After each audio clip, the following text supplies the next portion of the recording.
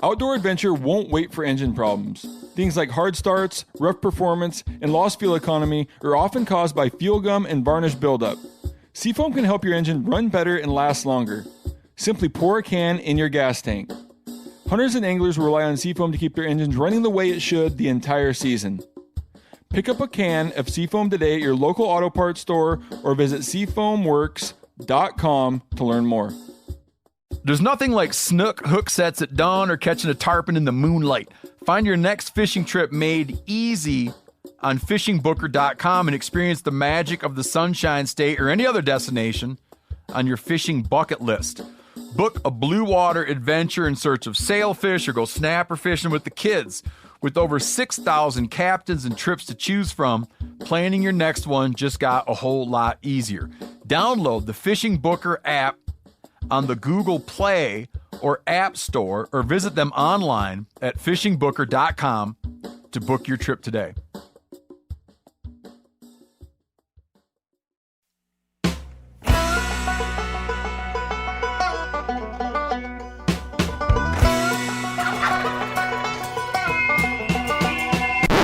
Welcome back to Cutting the Distance. Today we're going to have a little different feel to the show. I'm not going to have a guest on. We're going to jump into preparing for an elk hunt. We get a lot of questions as far as I'm coming on my first elk hunt, or they've experienced maybe some lowland front country and they're wanting to expand. They're wanting to go a little bit deeper. They're wanting to try new areas. So I'm going to go ahead and take some user questions, and then I'm just going to go over 7-8 different points that I think can really help you as you prepare for your upcoming elk hunt this year. So the first thing we're going to jump into, like I said, user questions. I'm going to go ahead and answer these. And if you have any questions of your own for us here at Cutting the Distance, either myself or our guests, feel free to email us at ctd@phelpsgamecalls.com. We'll do our best to get those questions answered. You can also message us on social media if that's easier.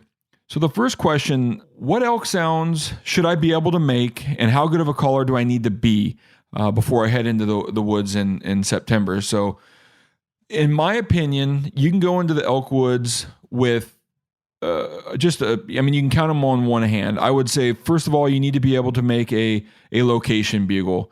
Without getting too deep into it, I would say just any bugle. If you can make a location bugle or a challenge bugle or one or the other, that's going to be fine. I'll do a little bit to explain the difference between a location bugle and a challenge bugle. So a location bugle is typically a 3-note, 2 to 3 note, very high note bugle, and it's not going to have a lot of rasp to it. It's going to be very clean, and I usually keep it about 2 to 3 seconds so then I can hear to make sure that a bull's going to respond. So if we were to describe a location bugle, it's 2 to 3 note, very high.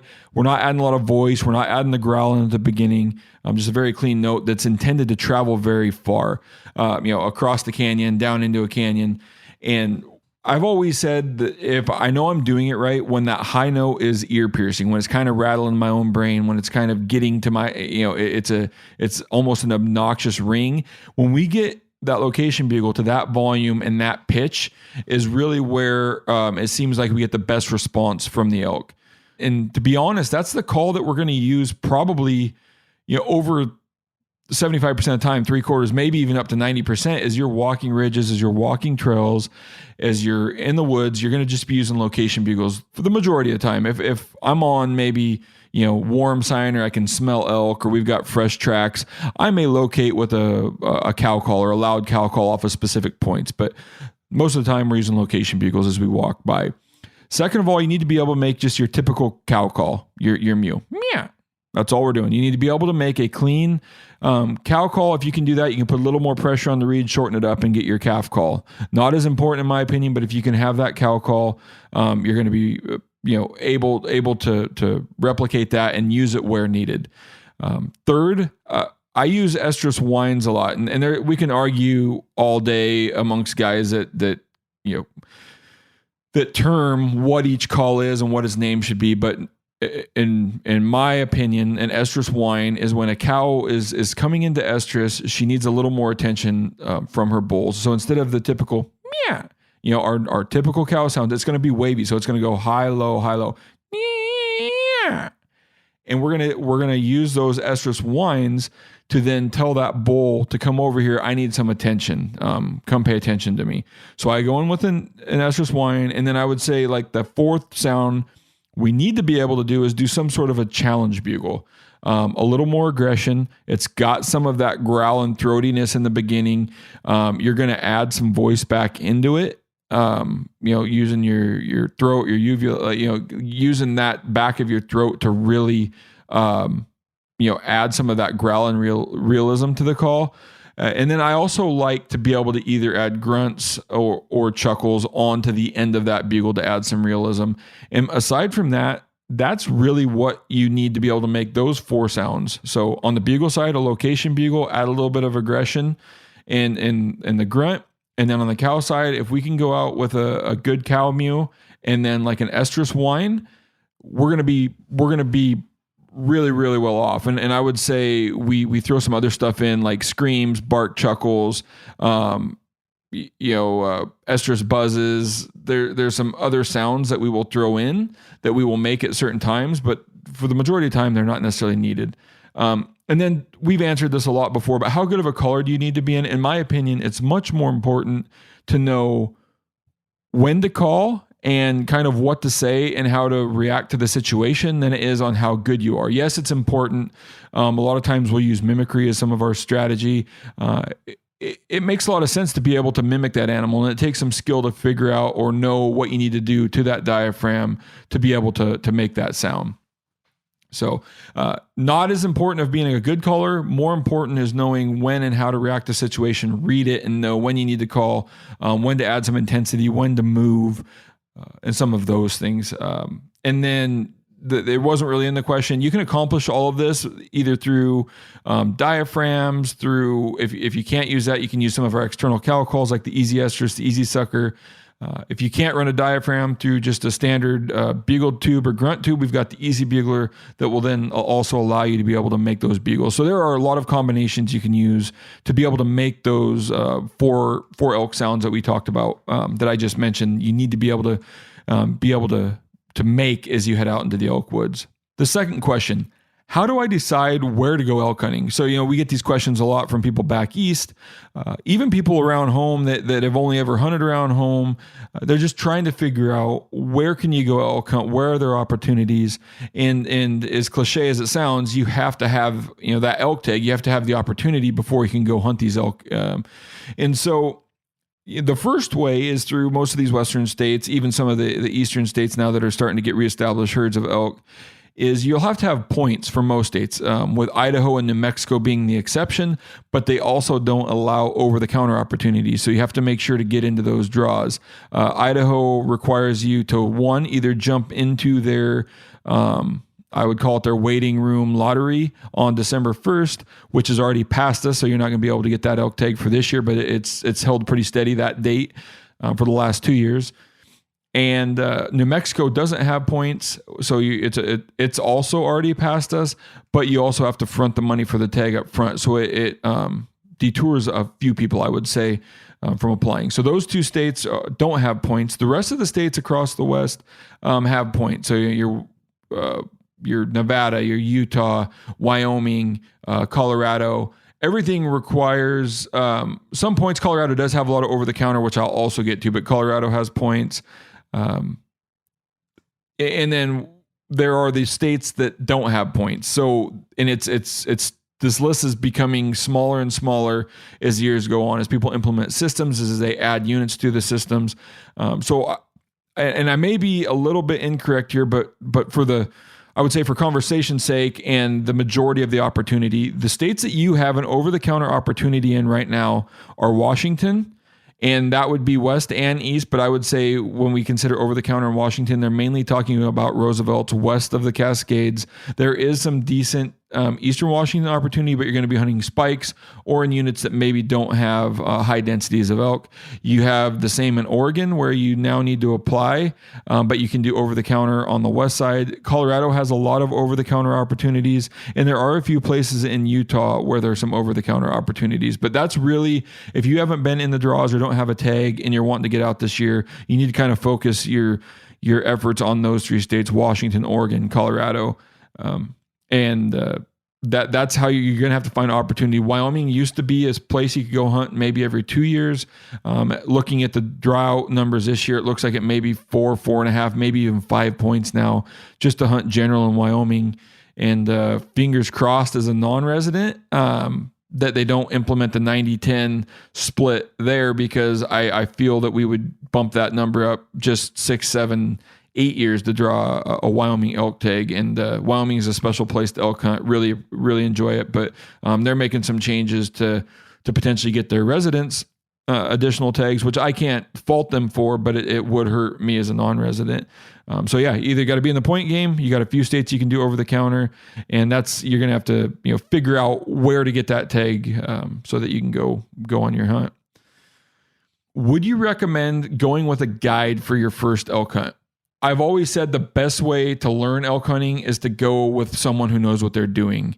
You can cut years, 5, 10, 20 years off of what it may take to get to that experience level if you go with somebody that's been there before and teach you what to do and what not to do. So you can learn by going with somebody that knows, or an outfitter or a guide. As long as they're good and reputable, they will knock off the learning curve, and then you'll have that knowledge for the rest of your life. So I can only voice my opinion that if you've got the financial resources and the ability to go with a guide for your first elk hunt, I think it's a great way to go about it. If you're only wanting to go on maybe one elk hunt and you don't plan on going in the future, it would still be a good idea to potentially go with a guide or outfitter.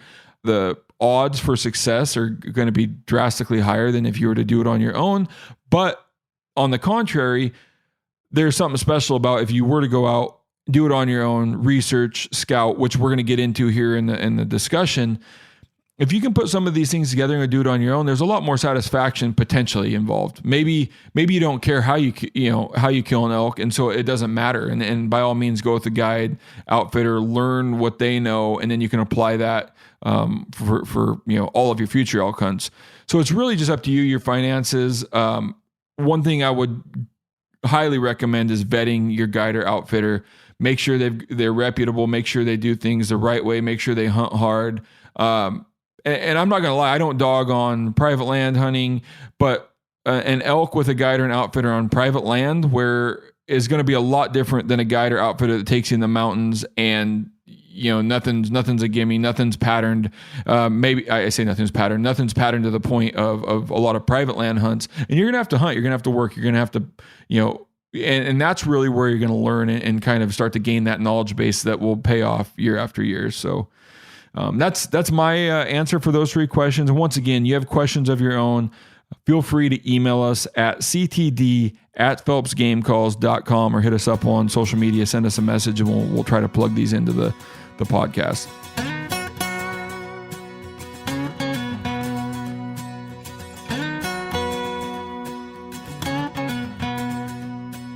So let's assume that we've got the tag. Going off of that listener question, you got to find the tag first. Let's assume you've got a tag. What do you do once you've got a tag? You're either confined to a unit, you're confined to general areas. Montana's got some tags that are 900 series that are kind of scattered all over the state. You've got Wyoming where you get a general tag, and you've got kind of checkerboarded units all across the state you can hunt. A Montana big game, you can hunt a lot of units aside from the selected units. So you really just have to figure out, now that you've got a tag, where are you going to hunt? Same with Oregon, Washington. You've got an over-the-counter tag. You've got a lot of units to choose from. How are you going to zero in on a place to park your truck, to camp, to go out after elk? So one thing we're going to get into is looking at success. First thing I do if I was to draw a general tag is start to go through, whether it's Go Hunt, whether it's the Fish and Wildlife website, brochures, harvest statistics, any of that. I'm going to start there and look at what I'm trying to accomplish.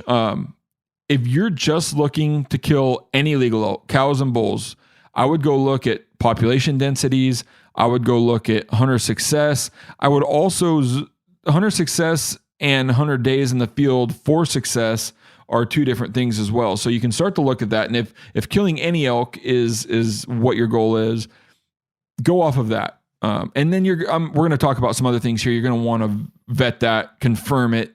And I'll give you some resources here in a little bit.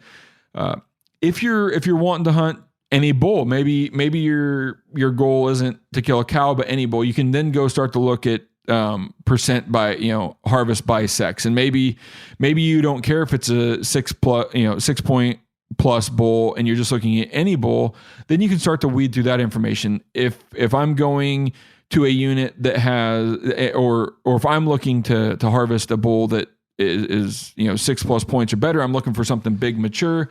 I'm willing to then also sacrifice hunter success and 100 days in the field. And like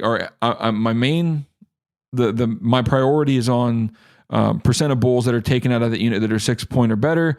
I typically want like lower hunter numbers. So I want a unit that has big bulls, doesn't have as many hunters. And I'm really trying to look at some of that to figure out what unit I'm going to hunt. And another thing that's more, I would say maybe is even specific to me. There are some people that will go out there and they don't really care what they're hunting or what type of terrain they're hunting. Whether it's flatlands, whether it's rolling hills, whether it's BLM. Coming from Southwest Washington, where I grew up hunting in what I would consider the jungle, devil's clubs in the bottom, ferns, brush, just, kind of that rainforest setting. When I leave Washington or Western Washington, I don't want to go into a brush hole, so I'm going to avoid North Idaho. I'm going to avoid some of those places that are just thick and brushy. I'm looking for something, above tree line. I want to get up in the mountains. I want to have a mix of alpine and subalpine and then, creek and river bottoms. So I'm also looking for something that's maybe even completely separated from the elk or the elk success that's in that area. I'm looking for certain terrain and certain areas and canyon country that I want to hunt versus say, rolling hills, or something like that. Now, when I've hunted New Mexico before, and we're in, rolling juniper, and you adapt to it. You make it work. It's elk hunting. I still love it. But for the most part, I'm also trying to find a place that I just like to be in. So we've looked at harvest statistics. I then look at places I want to hunt. And that kind of starts to zero me in. And then some of these other points that I'm going to get into will then further that.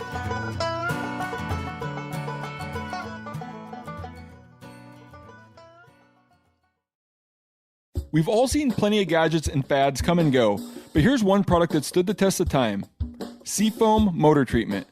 Lots of hunters and anglers know that Seafoam helps engines run better and last longer. It's really simple. When you pour it in your gas tank, Seafoam cleans harmful fuel deposits that cause engine problems. I'm talking common stuff like hard starts, rough engine performance, or lost fuel economy. Seafoam is an easy way to prevent or overcome these problems. Just pour a can in your gas tank and let it clean your fuel system. You probably know someone who has used a can of Seafoam to get their truck or boat going again. People everywhere rely on Seafoam to keep their trucks, boats, and small engines running the way that they should the entire season. Help your engine run better and last longer. Pick up a can of Seafoam today at your local auto parts store or visit seafoamworks.com to learn more. There's nothing like snook hook sets at dawn or catching a tarpon in the moonlight. Find your next fishing trip made easy on fishingbooker.com and experience the magic of the Sunshine State or any other destination on your fishing bucket list. Book a blue water adventure in search of sailfish or go snapper fishing with the kids.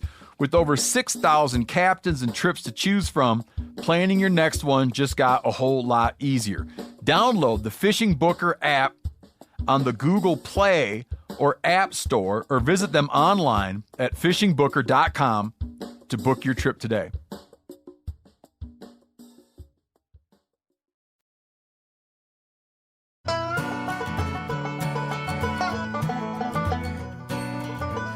The first thing I do after that, I've kind of zoned in on an area and it's going to be called a biologist, but I don't want to call a biologist with an empty question. How are the elk doing? Where should I hunt? Because when you ask that question, that biologist has given the same answer to everybody else that calls for that unit. I have a hard time believing that biologist is like, last time I told somebody to go to, Mountain A, and this time I'm going to tell somebody to go to Mountain B, and then the next caller I'll tell to go to Mountain C. you're getting a very generic answer of an area where he may know people harvest elk or people have harvested in the past, and they don't give you very good data. And they may not have good data when you bring them specific spots, drainages, or areas, but at least you're starting to ask those questions and you're not going to get the generic answer. So I always like to pick up the phone and call the biologist. Get a little bit of understanding on, like, are these elk migrating? When do they finish their migration up into the high country? What does the herd health look like? And then maybe some of these biologists are really good and know their unit, or a lot of times if I give them areas they're not sure about, they'll give me a call back. They'll do some research, ask around. So I like to call the biologist just to get a feel for it. It may not be the best information, but at least it kind of adds to that portfolio for your hunt. What are the elk doing? Maybe they've got good data on where you're at. Maybe they don't. So I always call the biologist, get that out of the way. I then like to just kind of call the outfitters, and I'm up front in the area. If there is an outfitter or a guide working the area, like, hey, I drew a tag for this unit, or I've got a tag for this unit, or I've got a tag I'm thinking about but going there. I'm just getting some information, not wanting to step on your toes. We're looking to make sure we're not in the same area, because a lot of them even let you know where their camps are at, what drainages they're in, even on their websites and whatnot. So a lot of times they don't want you to necessarily be in their area anyway. So they will give you good advice on maybe what drainage to try, what the pressure is like in an area. They can give you some of that information without really hurting their clients' hunts and whatnot. So I always like to call outfitters or guides that are in the area just to kind of see what they have. And sometimes they'll give you information. Sometimes they're tight-lipped and they won't. And then I always take what they give me a little bit with a grain of salt, because you never know if they're trying to throw you off or send you into a dead zone, any of that. So call the outfitters in the area, figure out what's going on in that area as far as heavy outfitter traffic. And then I try to avoid that and hope that they give me a good answer so I can avoid them as well. I also like to call the owner of the property, whether it's Forest Service, whether it's the BLM, whether it's any of the following, DNR, and get their opinion on the area, how busy it is, what they see for rigs parked at gates or trailheads, what's my access in there going to be like? Because a lot of times I can see roads and whatnot on Onyx. Maybe they don't have a gate in the right spot, or there's a lot of seasonal shutdowns where RMEF or a game department has partnered with the owner and they shut a gate on a certain date. September 1st, this gate shut. Well, on the map, it looks like I could have drove another 5 or 6 miles or whatnot. So I like to call the owner of the property, make sure that my access that I had planned on getting to is going to be there. And then, just kind of run that by them. And then once again, I'm not necessarily scared of any traffic, whether it's, driving, four-wheeler, motorcycle, hiking, whatever it may be. But I don't want to just be in a very, very busy area. I'll take a moderate to light area, but I don't want to throw myself into an area that's just packed with people. So calling the owner is great for that. I always e-scout, and I'll do a lot of e-scouting probably prior to calling the biologist and the owner. I spend a ton of time e-scouting, and I'm looking for the 3 things that elk are going to need. I'm looking for cover, I'm looking for food, and I'm looking for water. An elk needs a drink. It's very, I may be saying something that's very obvious for most people, but if you always tie everything back to that, it's gonna work better. So they can't sustain, they can't be there without one of those 3. So I'm always looking for, where's their water source? Are they going to be able to drop to a creek? Do they got a pond? Do they have wallows? Do they have benches? Like, where are they going to get their water from? They need to have some ability to escape hunters, predators, danger, heat, whatever it may be in September. So I'm looking for bedding areas. I'm looking for stuff on the north slope. I'm looking for shade. I'm looking for, spots where they can escape, be safe, not be seen. And then I'm looking for a good food source. And that really depends on where you're hunting. If you're in the high country of Colorado, all of their food may be green grasses and green shrubs above tree line. If I'm hunting here in Western Washington, I'm looking for green, lush, clear cuts where those elk are going to come feed, and then they're going to go back to timber, where that example I used in Colorado, those elk are going to go up above tree line, and then they're going to feed back down into the timber or into their bedding area. And then, like that escapement, the bedding areas, you're looking for big timber. You're looking for pockets. Ideally there's a spring or water at that spot, benches, but keep in mind, that isn't always a telltale sign. I just prefer benches in an area because it doesn't guarantee, but it gives me a higher percentage. I know where they're going to be bedding, but we've seen elk bedded on 50-degree slopes and they're just fine. They've kicked out above a tree. They've got their bedding there. So that will also, they can bed dang near anywhere, but we're looking for areas with all of those features. And then one thing that I really like to look for in a specific area is a good set of ridges that connect.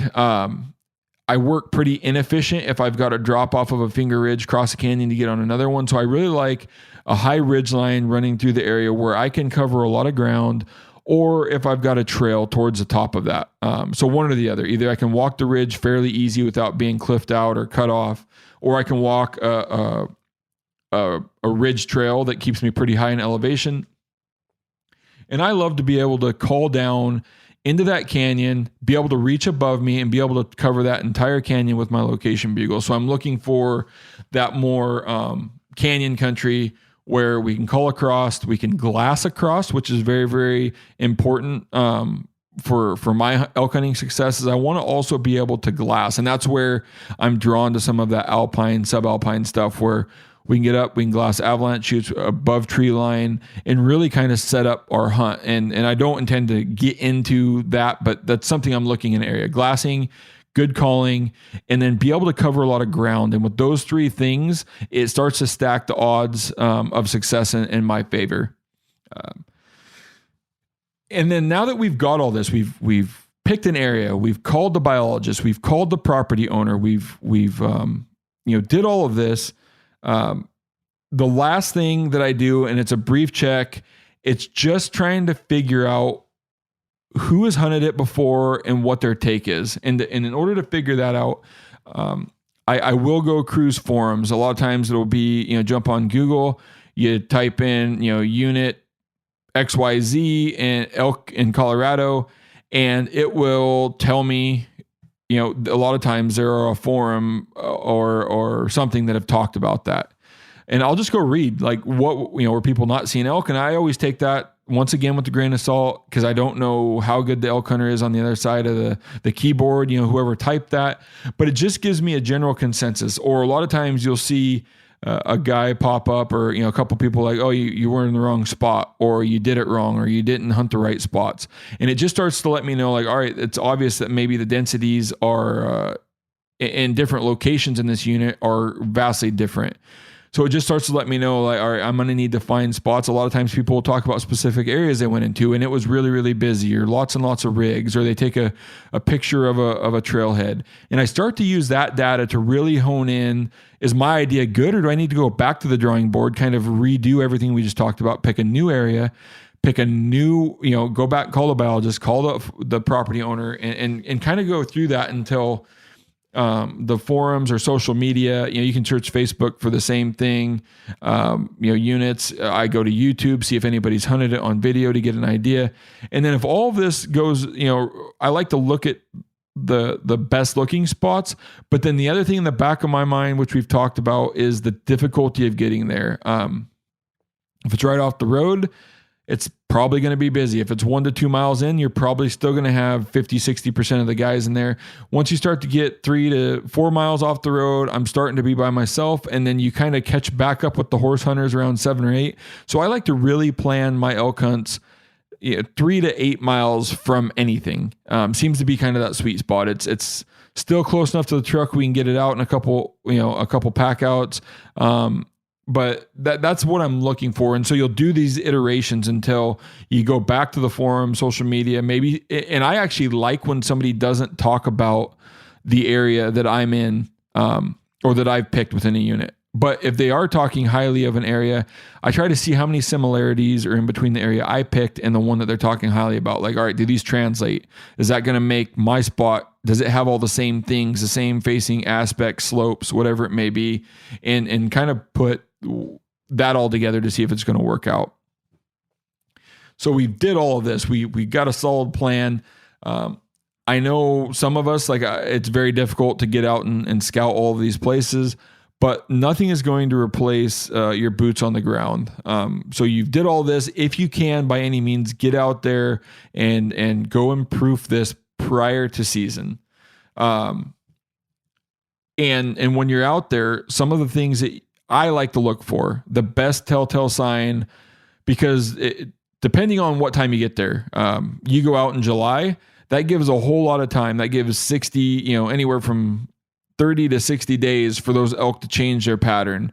And the greater distance between your scouting and your return, the greater the distance of those elk could be. I'm not saying it will be, but just remember, if you were 60 days, I would be very nervous scouting in the 1st of July and coming back in September, especially the more mountainous elk that are doing some migrating. The more nervous I would be going back. Those cows are going to move. Those bulls are going to move. And so the closer you can get, I would be much more confident. Of course, this is going to be very obvious. I'd be much more confident in my scouting the last week of August for an archery elk hunt than I would the 1st of July.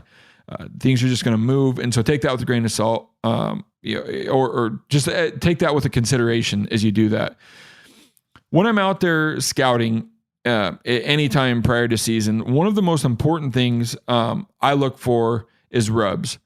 That lets me know in some way, shape, or form that elk were there during the rut, and I'm looking for concentration rubs. Like, how much time did they spend there? Was this a lone bull, traveling through the mountains, or was this obviously an area, a bedding area? And if you can put the rubs together with the bedding area, you've kind of got the problem solved at that point. You know where they're going to bed. They've got a lot of rubs around that, because when you're out there, a lot of people want to see elk. They want to see tracks. They want to see, scat. They want to see all of this stuff on the ground. But guess what? That's where the elk are at right then. If you can find rubs, that kind of guarantees me they're there somewhere in September, early October, and that's where they like to rut. So that's the number one thing I'm looking for out there when I'm scouting. I don't really care if I see elk. I don't, it's always nice. I don't care if I see tracks, any of that. Number one sign I'm looking for is rubs. And when I find that, I then start to kind of scout around there. Like, from here, where are they getting their food? If they're going to bed here, if they've got rubs here, where are they getting their food? Where are they getting their water? And you try to put that little, mini puzzle together now that you've really, because we've already dialed it down from having a tag. We've then selected a unit. We've then selected an area within the unit. And now we're down to like that macro of they're bedding, they're eating, they're feeding, they're right here. Put that together is going to help you kind of figure those out. One thing to remember is if you are mid-August, late August, and you feel like those cows are kind of done moving as far as their location, remember, whatever bulls you've seen, or if you haven't seen any bulls, the majority of the time, those bulls will go join up with the cows. So don't necessarily concentrate on where you've seen the bulls leading up to season. Concentrate on where the cows are at and start your hunt there. Or the other thing that could happen is they might not be in either location. They may go to a spot where they are left alone during that breeding season. And it may be different than both of those places. But I'd always focus on cows first and then branch out from there to kind of finish finding where they're at.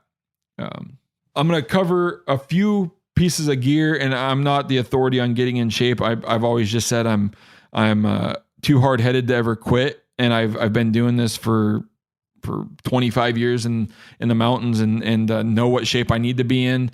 But if you're coming out west, or you're going to a new area, or you're coming from the lowlands, the first thing you need to do is get in shape for elk hunting. It's not even a mule deer hunt. There's a lot more added in. There's a lot more meat to carry out. You can hunt mule deer just as far, if not further, from the road than elk. But once you got one down, it's a whole different ball game, especially if you're not hunting with a hunting partner or a group. I would venture to guess the majority of people are going to need to take at least 4 pack outs, if not more. And that's going to be a pretty hefty load. So get in shape, whatever means that is. And this is where the scouting really pays off, or a mountain near you. Just go test yourself. Can I do 2,000 feet of elevation gain over 4 miles? Can I do 2,000 foot of elevation gain over 2 miles? How long does it take me? Am I, and just work at it. And there's a lot of ways to do this, and I'm not going to get into them. You can be a long distance runner. Your cardio is going to be great. You can do CrossFit. You can, whatever it may be, get your feet in shape, which we're going to talk about boots here in a little bit. I can't stress that enough. We talk about shape as in muscular and cardio fitness. I've seen more people fall apart on a hunt because of their feet than I have because of, maybe their cardio, or their, physical condition. So get your feet in shape, be able to pack 80 to 90 pounds, over long distances, or over short distances. And you really need to kind of gauge where you can kill an elk. It's easy to walk 2 or 3 miles through country when it's only you and your backpack. It's a lot different feat when you're doing it with 80 or 90 pounds on your back, and you've got to do it 2, 3, 4 more times, depending on how many people are helping you pack. So I'm going to diverge a little bit, but get in the absolute best shape possible. It's going to make the hunt more enjoyable. It's going to let you hunt farther and harder, and then just be able to get the animal out from that location. Talked about getting your feet in shape. Getting into the right pair of boots, and having boots that are ready for Western hunting or elk hunting. And I'm not talking about your lowland, your elk hunts that are down around, private lowland, BLM, whatever. I mean, there's steep private out there. So don't necessarily take that out of out of what I'm saying, but they're different. Boots aren't as near as important on a lowland hunt or a front country hunt. You get up in the mountains, and you're half mile off the road. Things can get pretty brutal, and you're going to want to have boots that are kind of up to the task. One that fits your feet very well, one that are comfortable, one that you can walk 6, 7, 8, 10, 12, however many miles in, that don't necessarily give you hot spots. And so getting your boots broken prior to the hunt, knowing that they're the right boot for you to, climb straight up a mountain, the right boot to walk on a flat trail for, mile after mile. Make sure you got your boots dialed in, and because it is, much as it may just make sense, or maybe you just have tough feet and it doesn't matter. When your feet fall apart, your hunt kind of falls apart. So make sure you got the right boots on, that are right for the hunt. And then last thing is, maybe different than other hunts, is have a pack that's able to carry a decent loadout on the first trip. Once I said we're kind of taxing ourselves, we're pushing ourselves to the limit, and the last thing you want to do is to kill an elk, break it down, and not be able to take out a decent amount of weight, or a quarter, or whatever it may be on that first load.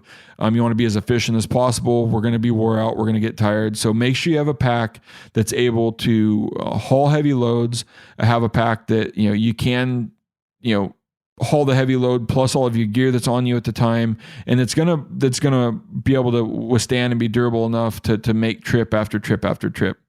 So that's kind of those are just a few key items. When it comes to elk hunting, I think boots and packs are very important. You need to make sure that you've got those dialed. But yeah, this is kind of the wrap on getting ready and planning for your elk hunt. Make sure you're stacking the odds in your favor. You're in a good area. You've got the right equipment. You're in shape, and you're ready to go out and kind of tackle this area. And in part 2, we're going to kind of expand on this. Now that we've got an area, where are we going?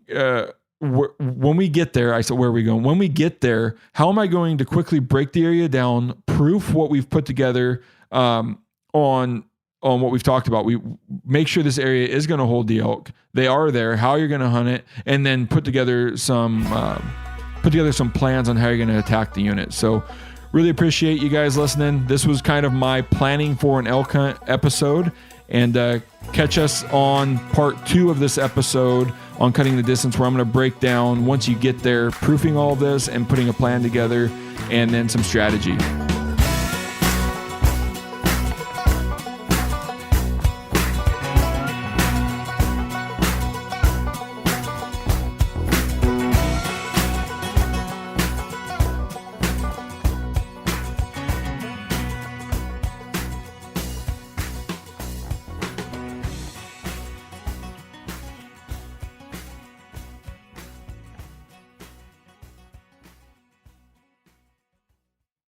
Outdoor adventure won't wait for engine problems. Things like hard starts, rough performance, and lost fuel economy are often caused by fuel gum and varnish buildup. Seafoam can help your engine run better and last longer. Simply pour a can in your gas tank. Hunters and anglers rely on Seafoam to keep their engines running the way it should the entire season. Pick up a can of Seafoam today at your local auto parts store or visit seafoamworks.com to learn more.